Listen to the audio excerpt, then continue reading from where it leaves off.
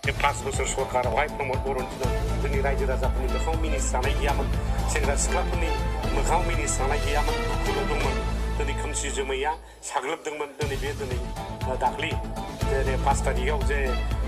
जोंनि हाग्रामा सारा शपथ ग्रहण लाबाय बेदिनखालि जुब जुब अखा हानानै बे गासिबो लेथ्रा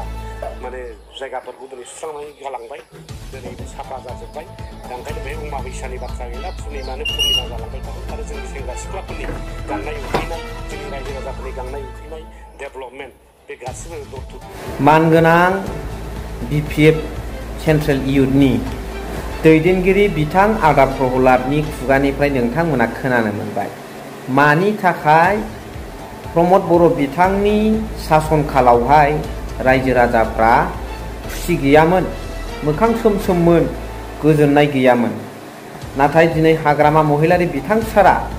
बे सासनखौ लाफैनाय लोगो लोगो दिनै मानो रायजोफोरनि मोखाङाव गोजोन खुसि फैदों बे खोथाखौ बुंदों नामासो जानो हागौ सान्ति सुक्ति प्रमद बर' बिथाङा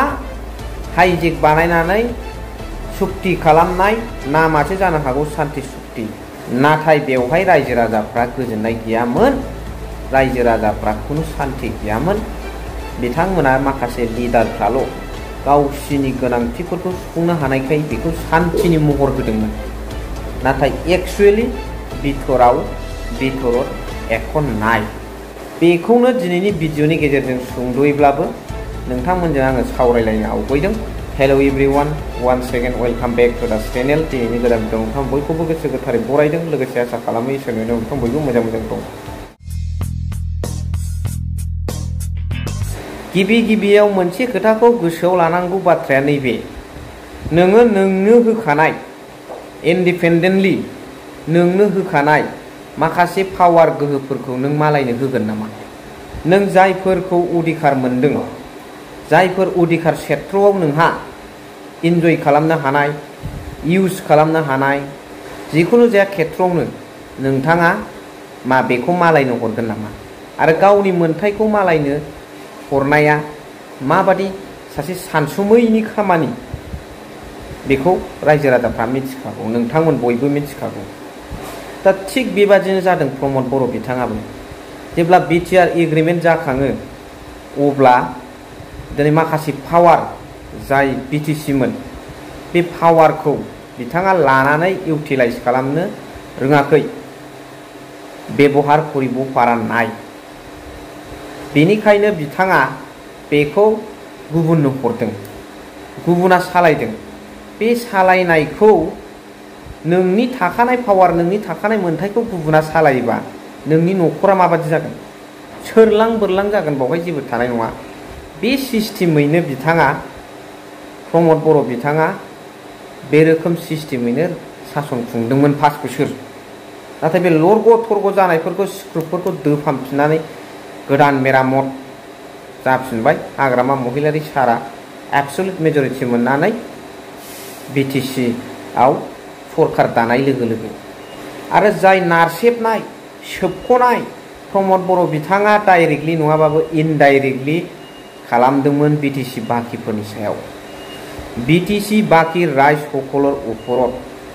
प्रमद बर' ডাঙৰীয়া যেটো অত্যাচাৰ কৰিছে এইটো ৰাইজে কোনো গ্ৰহণ কৰিব নোৱাৰে আৰু কেতিয়া এই এক্সপ্লইটেশনৰ পৰা মুক্ত হ'ব এই কথাটো সদায় চিন্তা কৰিছে ৰাইজ সকলে बे खोथाखौ रायजोफ्रा सानबाय थाखायोमोन माला प्रमद बर'नि एक्सप्लइटेशन पलिसिनिफ्राय डाइरेक्टलि होनाखै प्रमद बर' डाङरिया डाइरेक्टलि কৰা নাই কিন্তু ইনডাইরেক্টলি বহুত এক্সপ্লইট কৰিছে কিছুমান ক্ষেত্ৰত ডাইৰেক্টলি কৰিছে এইটো আমি দেখিবলৈ পাইছো কিন্তু ইনডাইৰেক্টলি অধিকভাৱে प्रमद बर' डाङरिया बिटिसि राइज সকলৰ ওপৰত অত্যাচাৰ কৰিছে बेखौ नोंथांमोना मिथिगौ वेल नोन बियो वेल नोन फर एवरीवन दोज हु आर लिविंग इन बिटिसि दा बे अयथासारनिफ्राय रायजो राजाफ्रा मुक्त जानाय बादि मोनबाय आरो हाग्रामा महिलारि बिथां सारनियाव आसा खालामदों जे प्रमद बर' बिथाङा जाय मोनथायफोरखौ खोमानानै रायजो राजाफोरखौ सुबिदानिफ्राय बन्सित खालामदोंमोन प्रमद बर' डाङरिया निजर शासन खालत राय सकलक जिमानखिनि पाबलगा राइट्स एंड प्रिभिलेजेस अधिकार আছে এই অধিকারত পৰা प्रमद बर' डाङरिया বঞ্চিত কৰিছিলে কিন্তু আজি চাও हाग्रामा महिलारी डाङरिया सरकारत आहा लगे लगे रायज सकले बहुत आनन्दित सुखी रायज सकले पाइसे मानो मोनसे हप्स दं हाग्रामा महिलारी सारनि सायाव आरो बे हप्सखौ मावफुंनायाव